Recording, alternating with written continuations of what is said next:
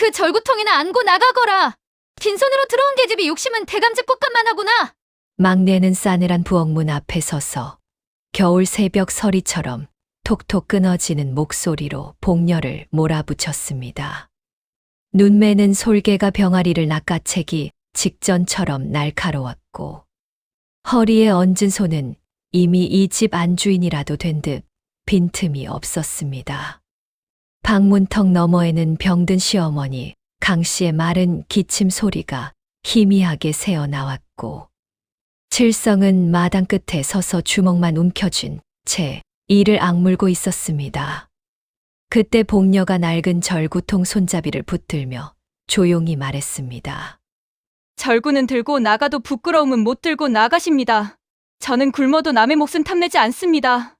그 한마디에 막내의 웃음소리가 뚝 끊겼습니다. 늘 고개만 숙이던 복녀 입에서 그리 단단한 말이 나올 줄은 꿈에도 몰랐던 듯했습니다. 이 이야기는 장손집 체면과 욕심에 짓눌려 집에서 쫓겨난 한 작은 며느리와 끝내 그 며느리 손에 집안의 복을 맡긴 늙은 시어머니의 이야기입니다. 사람들이 흉물이라던 낡은 절구 하나가 어찌하여 한 집안의 명주를 가르고 누가 진짜 집안을 이을 사람으로 남게 되었던 걸까요? 우아야담에 오신 것을 환영합니다.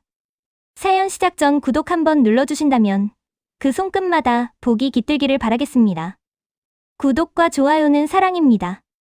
그리고 어디서 듣고 계신지 댓글로 남겨주시면 그곳에 행복이 가득하길 바라겠습니다. 그럼 사람의 속이 재산보다 무겁다는 이 야담 지금부터 들려드리겠습니다. 강씨 집안은 산과 들이 맞닿은 고을 변두리에 있었습니다. 봄이면 진달래가 붉게 타올라도 부엌에서는 된장국보다 보리겨 냄새가 먼저 났고 가을이면 들판이 누렇게 익어도 사람들 이마엔 주름이 먼저 눌어붙는 집안이었습니다. 강씨 영감이 살아있을 적에는 비탈밭과 냇가, 논을 알뜰히 돌려 큰 부자는 아니어도 굶지는 않았습니다. 영감은 말하길 곡식은 해마다 다르지만 사람 마음은 한 번 틀어지면 수습이 어렵다고 했습니다. 그래서 곳간 자물쇠보다 식구들 심사를 더 자주 살피는 사람이었습니다. 심지어 오래된 참나무 절구 하나도 함부로 버리지 못하게 했는데 그 절구는 젊을 적 손수 바닥을 덧대고 쇠심을 박아 오래 쓰도록 손본 물건이었습니다. 강 씨는 그 절구를 두고 남편이 유난스럽다 여긴 적이 많았지만 영감은 늘 이 집복이 다 여기 들락날락한다고 웃곤 했습니다.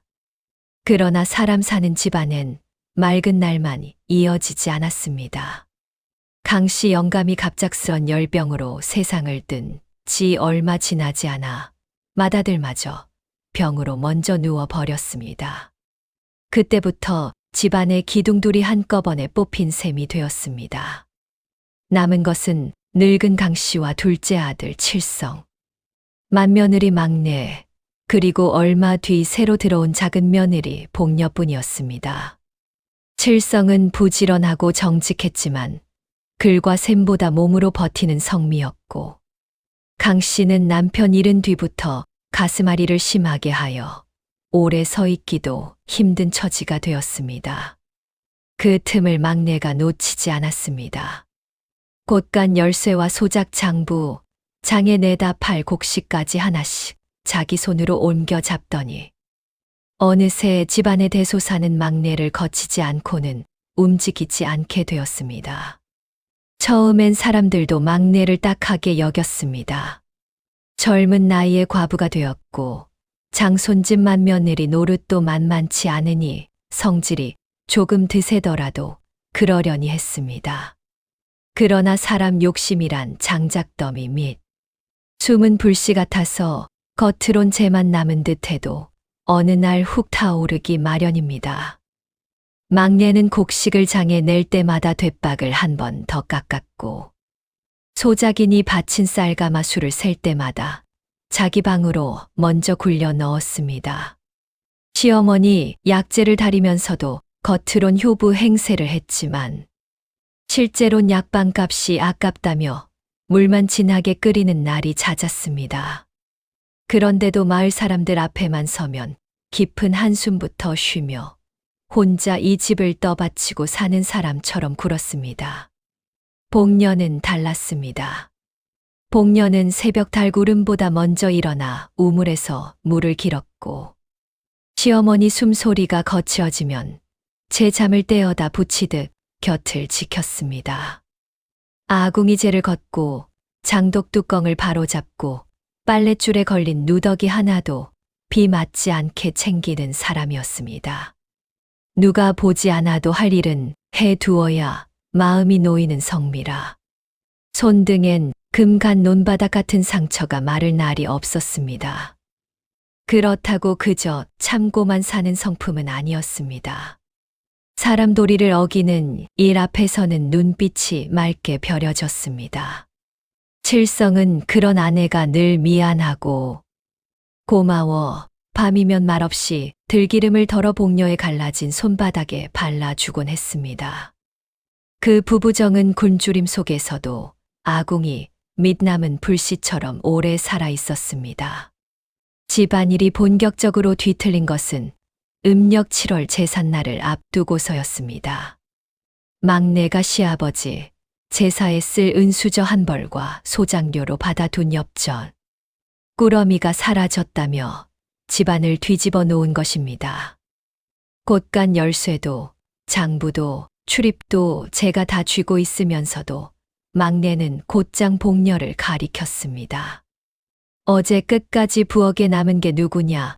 가난한 집 계집은 손버릇부터 봐야 한다고 혀를 찼습니다. 칠성이 버럭 아니라고 맞섰지만 막내는 되레 핏줄이라고 감싼다고 밀어붙였습니다. 마침 장에 다녀오던 이웃 아낙 둘까지 그 말을 엿듣고는 담장 밖에서 수군대기 시작했고 집안일은 순식간에 마을 흉이 되었습니다. 강 씨는 아랫목에 기대어 그 소리를 다 듣고만 있었습니다. 입술은 굳게 다물었고 손등 핏줄만 푸르게 도드라졌습니다. 실은 그 며칠 전 강 씨는 우연히 막내가 제삿돈 일부를 빼돌려 친정 쪽 빚을 막으려는 말을 엿들었습니다. 그뿐 아니라 남편이 생전에 숨겨 둔 장부와 강변 땅 문서까지 찾고 있다는 낌새도 알아챘습니다. 강 씨는 이미 몸이 기울어 오래 버티지 못할 것을 느끼고 있었습니다. 대놓고 복녀 편을 들었다가는 그날 밤 막내가 절구며 문서며 모조리 뒤엎어 버릴 것이 분명했습니다. 그래서 더더욱 입을 함부로 열 수 없었습니다. 누가 보면 모질다 하겠지만 복녀를 자기 곁에서 떼어 놓아야만 오히려 살릴 수 있는 형편이었습니다. 강 씨의 마음은 마른 갈대밭에 붙은 불처럼 타들어갔으나 겉으로는 돌처럼 눌러 버티고 있었습니다. 마침내 강 씨가 쇠기침을 길게 한 번 하고 입을 열었습니다. 복녀야, 내가 죄가 있건 없건 오늘부턴 이 집을 비켜 있거라. 그 말에 칠성 얼굴이 핏기 없이 질렸습니다. 복녀 역시 숨이 멎는 듯 했으나 강 씨의 눈을 보는 순간 이상한 기색을 읽었습니다. 모진 말을 하는 입술과 달리 늙은 눈동자 깊은 곳에는 젖은 안개 같은 슬픔이 맺혀 있었습니다. 강 씨는 막내가 던지듯 내민 보퉁이 대신 구석에 세워둔 낡은 참나무 절구통을 가리켰습니다. 밑동은 오래 닳아 윤이 났고 바닥 둘레에는 남편이 예전에 쇠심을 박아둔 자국이 희미하게 남아 있었습니다. 내 몫은 저거다. 저건 버리지 말거라. 그 한마디뿐이었습니다. 마을 사람들은 혀를 찼습니다. 모함도 서러운데 절구통 하나 쥐어 내쫓는 시어머니가 어디 있느냐고 했습니다. 아이들은 철없이 복녀 뒤를 따라오며 절구 며느리 간다고 깔깔댔고 아낙들은 담장 너머로 얼굴을 내밀었다가 황급히 시선을 거두었습니다. 칠성은 절구통을 지게에 싣고 앞장섰고 복녀는 작은 보찜 하나만 아는 채 뒤를 따랐습니다. 산기슭에 비어있는 초가 하나를 겨우 얻어 들어갔는데 지붕은 바람 불 때마다 억새처럼 후들거렸고 방바닥은 냉기가 먼저 눕는 자리였습니다. 그래도 복녀는 문턱을 넘자마자 빗자루를 들었습니다. 눈물이 나도 방은 쓸어야 하고 억울해도 소튼 걸어야 한다는 듯 말입니다. 그날 밤 칠성은 벽을 쳐다본 채 이를 갈았습니다. 어머니도 결국 막내 소나귀에 눌리신 거다. 아니면 어찌 저리까지 하셨겠느냐. 복녀는 잠자코 불씨를 뒤적이다가 조용히 말했습니다. 저를 정말 버리실 분이었다면 저 절구를 주시진 않았을 겁니다. 남들이 보기에야 흉물이지만 어머님은 저걸 꼭 품으라 하셨습니다. 칠성은 답답해 한숨을 내쉬었으나 복녀는 더 캐묻지 않았습니다. 사람 마음도 장독처럼 때가 차야 속내가 익는 법이라는 걸 믿고 싶었습니다. 바로 그때 방 한 구석에 세워둔 절구통에서 툭 하고 낮은 울림이 났습니다. 마치 속에 아직 끝나지 않은 말 하나가 남아있는 것처럼 말입니다. 바로 그 절구통이 다음 세월의 문을 열고 있었습니다. 산비탈 초가사리는 생각보다 더 모질었습니다.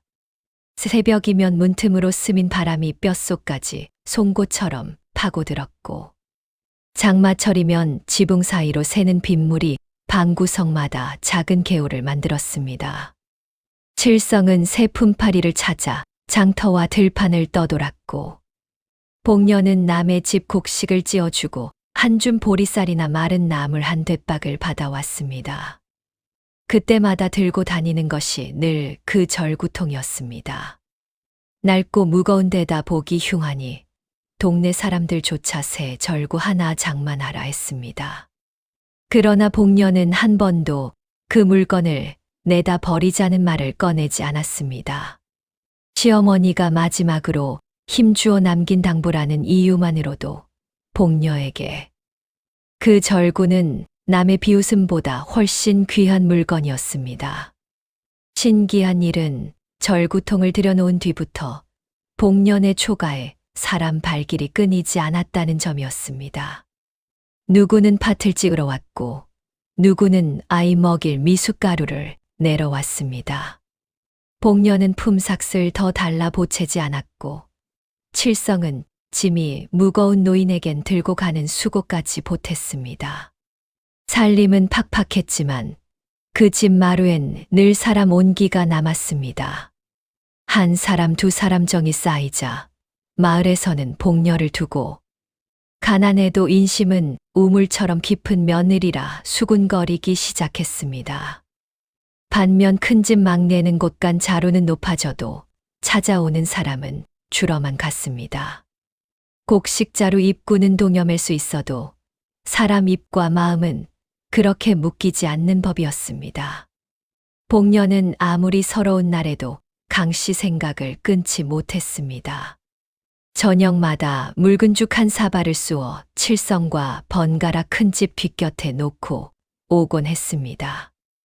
대놓고 들어가면 막내가 눈을 흘겼으므로 대문 안쪽 디딤돌에 그릇을 놓고 일부러 기침 한 번 한 뒤 돌아서는 식이었습니다. 어떤 날은 그대로 돌아왔고 어떤 날은 빈 사발만 남았습니다. 복녀는 그 빈 사발을 볼 때마다 이상하게도 마음이 놓였습니다.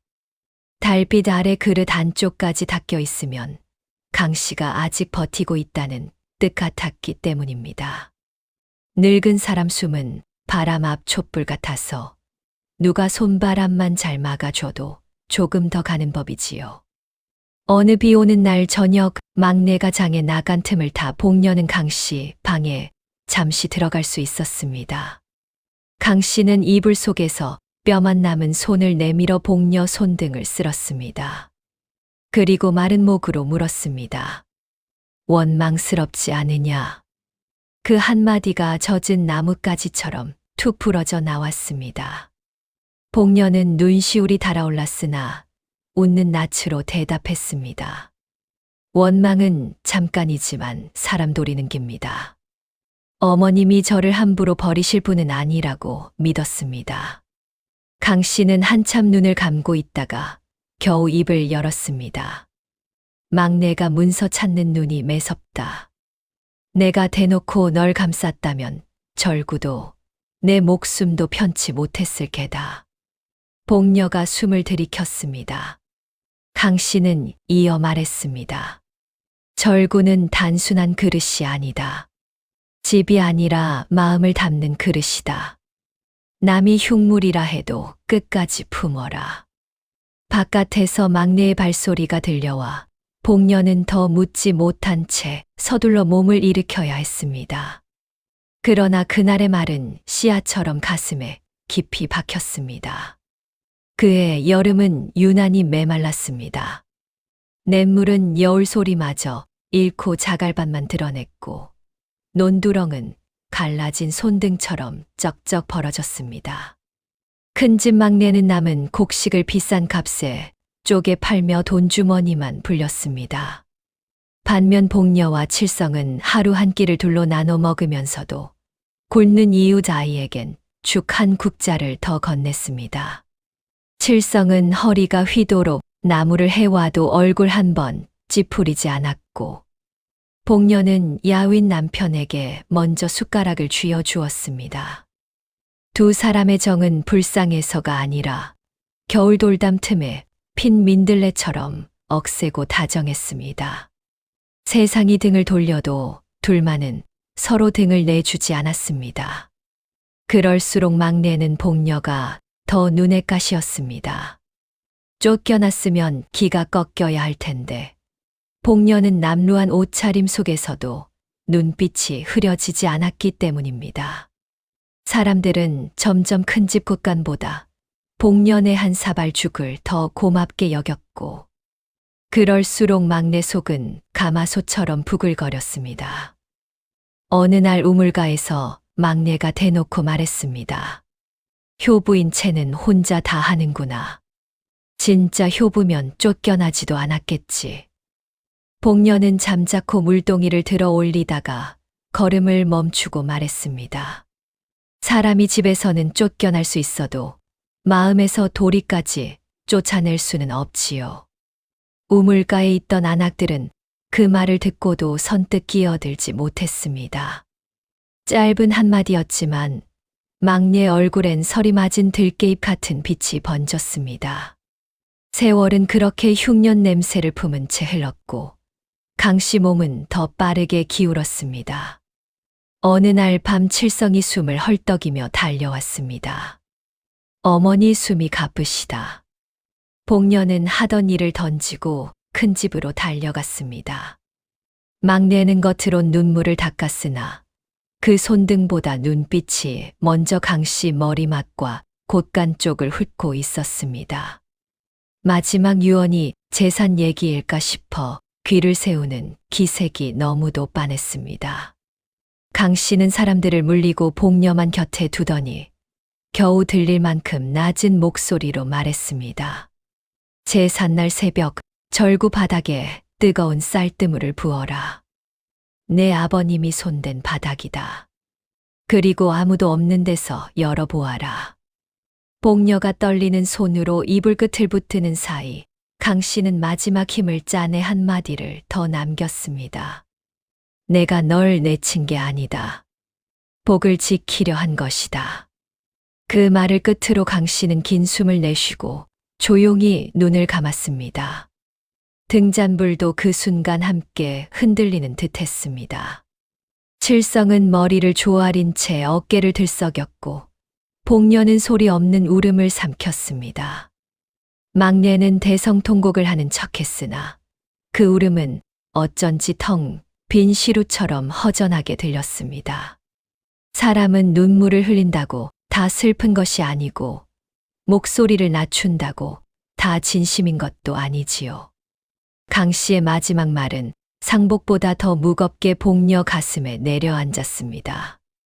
이제 남은 것은 제삿날 새벽, 절구 바닥이 열어줄 진실뿐이었습니다. 강 씨의 장례가 끝나자마자 막내는 기다렸다는 듯 살림살이와 땅 문서부터 움켜쥐려 들었습니다. 맏며느리가 제사를 모실 터이니 집과 노는 당연히 큰 집 몫이라며 아직 향냄새도 채 가시지 않은 사랑채에서 목소리를 높였습니다. 칠성이 어머니 3년상은 함께 치러야 하지 않느냐고 하자 막내는 되레 눈을 흘겼습니다. 같이 치르려거든 제삿돈을 내라. 쌀 한 섬 낼 형편도 없으면서 무슨 도리 타령이냐. 복녀는 남편 소매를 살며시 붙들었습니다. 억울함이 턱 밑까지 차올라도 지금은 어머니 마지막 말을 확인하는 일이 먼저라고 여겼기 때문입니다.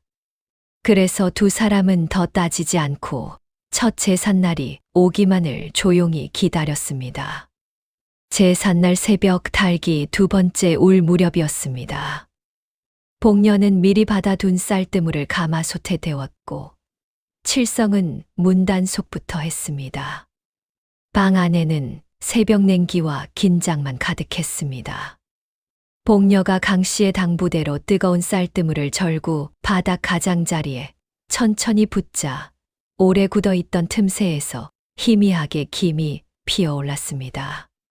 한참 지나자 송진과 아교로 붙인 자리가 풀리듯 말랑해졌고 바닥판 한쪽이 아주 미세하게 들썩였습니다. 칠성이 손끝으로 눌러보니 딸각하는 소리와 함께 바닥판이 열렸습니다.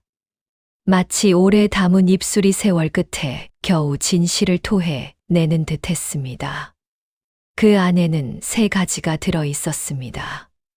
첫째는 누렇게 빛바랜 강변 모래밭 땅 문서 한 장이었고, 둘째는 검은 빛이 도는 좁쌀과 콩종자가 담긴 작은 주머니였습니다.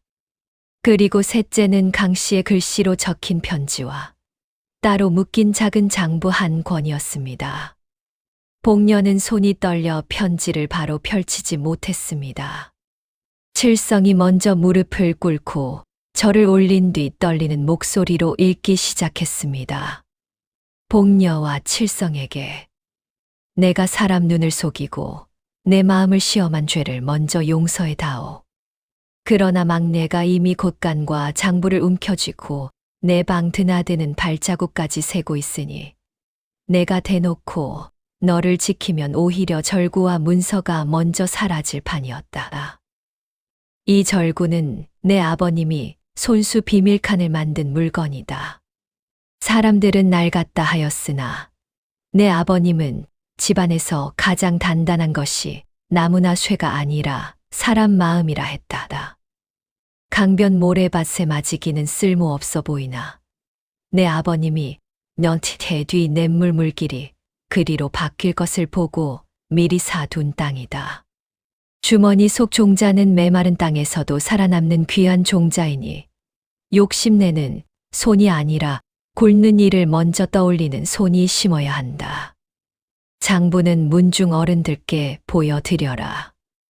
제삿돈과 소장료가 어디로 새었는지 다 적혀 있다. 제사는 말센 사람에게 갈 것이 아니라 집안의 불씨를 꺼뜨리지 않을 사람에게 가야 한다. 편지 끝에는 번진 먹 자국이 남아 있었습니다. 아픈 몸으로 몇 번이나 숨을 고르며 글을 썼을 강씨 모습이 그대로 뵌 듯했습니다. 복녀는 그 자리에서 절구통에 이마를 대고 한참 울었습니다. 자기를 내쫓은 줄로만 알았던 시어머니의 마음이 늙은 버드나무 뿌리처럼 땅속 깊이 숨어 있었다는 사실이 한꺼번에 밀려왔기 때문입니다. 칠성도 말없이 어깨를 떨었습니다. 사내가 목 놓아 울지 않는다 하나 부모 마음을 뒤늦게 깨닫는 순간만큼은 목젖이 돌처럼 굳는 법입니다. 그 절구통은 쓸모없는 살림짝이 아니라 어머니가 끝내 입으로 못다한 유언이었습니다. 문제는 그 다음이었습니다. 땅 문서가 있다 해도 막내가 순순히 물러날 리 없었습니다. 장부까지 내보이면 집안 망신이라며 오히려 복년애가 꾸민 일이라 몰아갈 수도 있었습니다. 칠성은 장부를 덮고 이를 악물었습니다. 그동안 쌓인 울분이 한꺼번에 치밀어 오른 탓입니다. 그러나 복년은 고개를 저었습니다. 어머님 뜻은 싸움보다 바로 세움에 있습니다. 마을 어른들 앞에서 밝히지요. 그 말은 잔잔했으나 단단했습니다. 얼어붙은 냇가 밑으로 흐르는 물처럼 겉은 고요해도 속은 멈추지 않는 결심이었습니다. 그날 오전 제사가 끝난 뒤 복녀와 칠성은 문중 어른들과 이웃 몇을 청해 사랑채에 모셨습니다. 막내는 처음엔 콧방귀를 뀌었습니다. 쫓겨난 것들이 이제와 무슨 낯으로 제사방에 들이닥치느냐고 혀를 찼습니다. 그러나 칠성이 절구 바닥에서 나온 땅 문서와 장부, 그리고 강씨 편지를 차례로 내놓자 막내의 얼굴빛이 순식간에 밀가루처럼 하얘졌습니다. 마을 훈장 어른이 장부를 넘기며 이마를 찌푸렸습니다. 거기엔 지난 새해 동안 들어온 소장료와 제삿돈, 약간 명목으로 빠져나간 곡식 양이 날짜별로 적혀 있었고 몇 항목은 막내가 늘 말하던 내역과 전혀 맞지 않았습니다. 심지어 강씨 약값이라 적힌 날들 가운데 상당수는 약방에 간 기록조차 없었습니다. 막내는 그제야 목청을 높이며 발뺌했습니다. 늙은이가 정신이 흐려 잘못 적은 것이라느니 복녀가 밤중에 고쳐 쓴 거시라느니 말을 바꾸기 시작했습니다. 하지만 그 자리에 있던 약방 주인과 소작인 하나가 차례로 나서며 말이 꼬이기 시작했습니다. 약방 주인은 강씨 약은 최근 몇 달 제대로 사간 적이 드물었다고 했고 소작이는 가을마다 곡식을 막내에게 바쳤는데 제사상은 해마다 초라해졌다고 털어놓았습니다. 엎친 데 덮친 격으로 강변 땅 문서는 죽은 강씨 영감이 생전에 함께 산을 넘으며 물길을 살폈다는 이웃 노인의 증언까지 더해져 진짜임이 확인되었습니다. 막내는 더는 말을 잊지 못하고 입술만 달싹였습니다. 그 순간 그녀의 기세는 볏짚불처럼 확 타올랐다가 순식간에 꺼지고 말았습니다. 문중 어른들은 그 자리에서 판결을 내렸습니다. 강변 땅 새 마지기와 절구 속 종자는 강씨 유언대로 칠성과 복녀가 맡고 막내가 빼돌린 제삿돈과 소장료는 남은 곡식과 폐물을 처분에 메우게 했습니다. 큰 집 한 채는 제사를 이어야 하니 당장 빼앗지 않았으나 막내 혼자 곳간과 문서를 쥐지 못하도록 훈장 어른과 이방이 함께 살피게 했습니다. 사람들은 한 목소리로 수군거렸습니다. 강씨 노인이 눈 감고도 집안을 바로 세웠다고 말입니다. 그러나 복녀는 이긴 사람처럼 굴지 않았습니다.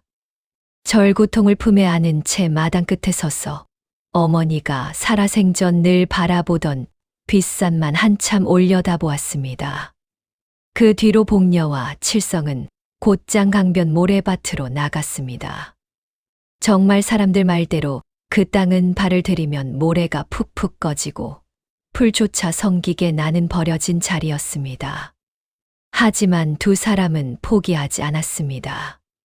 칠성은 냇물 자락을 따라 작은 둑을 쌓고 돌을 골라냈으며 복녀는 종자 주머니를 품에 넣고 흙을 손바닥으로 오래 눌러보았습니다. 강씨 편지대로라면 그 땅은 물길만 제대로 잡히면 살아날 땅이었습니다. 둘은 땅을 탓하지 않고 땀을 보탰습니다. 며칠 뒤 첫 싹이 올라오자 마른 흙 위에 번지는 연두빛은 꼭 캄캄한 새벽 끝에 켜지는 등불 같았습니다. 그 작은 싹들이 머지않아 누구의 밥상에 진짜 복이 오를지를 말해주고 있었습니다. 가을이 가까워질수록 마을 사정은 더 팍팍해졌습니다. 큰 집이 붙들고 있던 논들은 봄 가뭄과 여름 병충에 시달려 알곡이 들지 않았고, 막내가 아끼느라 손도 덜 탄 밭은 잡초만 허리춤까지 올라왔습니다. 반면 강변 모래밭은 뜻밖의 풍경을 보여주었습니다. 칠성이 봄부터 터놓은 물길로 새 물이 조금씩 스며들었고, 복녀가 심은 검은 좁쌀과 콩은 메마른 흙을 악착같이 붙들며 자랐습니다. 다른 밭이 누렇게 타들어갈 때 그 밭은 짙은 푸름을 오래 품었습니다. 사람들은 지나가다 걸음을 멈추고 혀를 찼습니다. 버린 땅이 아니라 사람을 기다린 땅이었구나 하고 말입니다. 첫 수확날 복녀는 곡식단을 보며 울지도 웃지도 못했습니다. 제 손으로 베어하는 곡식이었지만 그 아라리마다 강씨의 주름진 손과 칠성의 구분 등, 그리고 함께 굶어준 이웃들 얼굴이 포개져 보였기 때문입니다. 칠성은 말없이 낫을 내려놓고 땅에 큰절을 했습니다. 복녀도 따라 절을 올렸습니다. 바람이 지나가며 곡식이 이삭을 한쪽으로 눕혔는데 꼭 늙은 시어머니가 손등으로 이제 됐다 하고 등을 쓸어주는 듯 했습니다. 사람 마음이란 참 묘해서 서러움으로 적신 땅에서 오히려 가장 단밥이 나는 때가 있습니다. 그해 강변밭이 꼭 그러했습니다. 복녀와 칠성은 수확한 곡식 일부를 팔아 초가 지붕을 새로 이는 대신 먼저 마을 굵는 집부터 돌아보았습니다. 젖먹이 아이 있는 집에는 콩을 내주고 병든 노인이 있는 집에는 좁쌀을 갈아 죽쌀을 내주었습니다. 품삯 못 받은 머슴과 과부에게도 한 되씩 나누었습니다. 칠성은 우리도 넉넉한 건 아니다 하면서도 막상광에 곡식을 쌓아두고 문을 잠그는 일은 끝내 하지 못했습니다. 복녀는 말했습니다. 어머님이 남기신 건 땅 문서보다 이 마음일 겁니다. 그렇게 나누고도 그 집 광에는 이상하리만치 곡식이 쉽게 바닥나지 않았습니다. 복이란 샘물 같아서 혼자 퍼 담으면 금세 흐려지고 함께 나누면 더 맑아지는 것인지도 모르겠습니다. 이 소문은 고을 원님 귀에도 들어갔습니다. 흉년의 사람들을 먹여 살린 부부가 있다는 말에 원님은 이방을 보내 사실을 살피게 했고, 절구 속 유언과 장부 사연까지 전해 듣고는 칠성과 복녀를 관하로 불렀습니다. 원님은 거창한 벼슬이나 상을 내리지는 않았으나 강변 땅의 소출 일부를 흉년 구휼미로 정식 매입하게 했고, 칠성에게는 냇물 물길과 둑을 살피는 일을 맡겼습니다. 복녀에게는 곡식보다 사람을 먼저 본 여인이라 하여 비단 대신 약재와 솜을 내려보냈습니다. 조선 땅에서는 글 한 줄보다 사람 입소문이 더 멀리 갈 때가 있는데 그 부부 이름이 바로 그렇게 퍼져나갔습니다. 그러나 두 사람은 여전히 수수한 옷차림 그대로였습니다. 체면이 달라진 것이 아니라 마음의 자리가 달라졌을 뿐이었습니다. 막내는 그 무렵 하루가 다르게 초췌해졌습니다. 빼돌린 곡식을 메우느라 폐물은 이미 변변한 것 하나 남지 않았고 안채를 드나들던 친척들도 발길을 끊었습니다. 무엇보다 무서운 것은 가난보다 사람들의 시선이었습니다. 예전엔 장손집 맏며느리라 굽실거리던 이들이 이제는 담장 밖에서도 이름을 낮춰 불렀습니다. 가을 끝머리 어느 저녁 막내는 해진 치마 끝을 움켜쥔 채 복년의 초가 앞에 섰습니다. 예전 같으면 목청부터 높였겠지만 그날의 막내는 비 맞은 까치처럼 작고 초라해 보였습니다. 며칠 굶었다는 말이 입에서 겨우 나왔고 그 말 끝은 자신이 그토록 업신여기던 복녀 앞에서 산산이 흩어졌습니다. 칠성은 안에서 이를 갈았습니다. 이제 와서 무슨 낯이냐는 말이 당장이라도 튀어나올 듯 했습니다. 하지만 복녀는 잠시 눈을 감았다 뜨더니 말없이 쌀 한 돛박과 콩 한 바가지를 자루에 담았습니다. 그리고 막내에게 건네며 조용히 말했습니다. 밥은 굶는 사람 앞에서 원한을 먼저 따지지 않습니다. 다만 어머님 제삿날만큼은 빈손으로 오지 마십시오. 곡식이 아니라 마음을 들고 오셔야 합니다. 막내는 손이 떨려 자루를 곧장 받지도 못했습니다. 그 한마디는 꾸짖음이면서도 자비였고 자비이면서도 벌이었습니다. 재물은 빼앗기면 끝나지만 부끄러움은 제 손으로 안고 살아야 하니까요.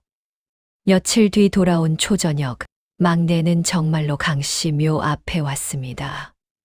손에는 별것 아닌 국화 몇 송이와 마른 밤 한 줌뿐이었습니다. 그러나 그날 처음으로 막내는 변명하지 않았습니다.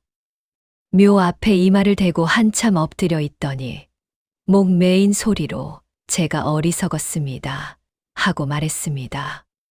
복녀는 그 모습을 보며 강씨 편지 뒷면 귀퉁이에 적힌 마지막 줄을 떠올렸습니다. 복은 미운 사람을 굶겨 얻는 것이 아니라 미운 마음을 넘겨야 오래 남는다.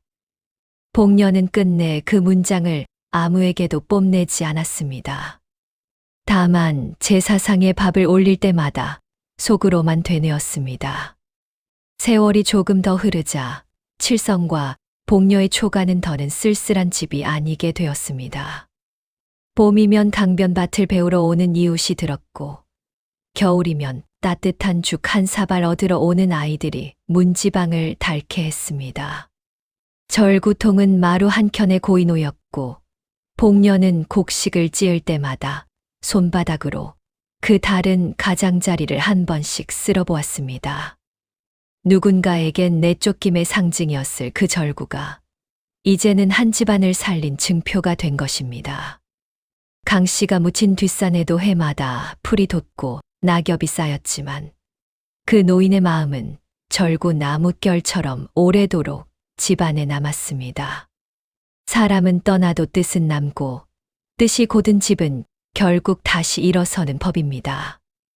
옛말에 이르기를 콩 심은 데 콩 나고 팥 심은 데 팥 난다고 했습니다. 탐욕을 심으면 의심과 외로움이 자라고 정성과 도리를 심으면 늦더라도 사람과 복이 함께 돌아옵니다. 복녀와 칠성은 재산을 먼저 얻어서 복을 누린 것이 아니라 사람을 먼저 살렸기에 재산도 제자리를 찾아온 셈입니다. 오늘 이야기는 여기까지입니다. 좋아요와 구독으로 인연을 이어주신다면 다음 이야기 전하는데 큰 힘이 됩니다. 감사합니다.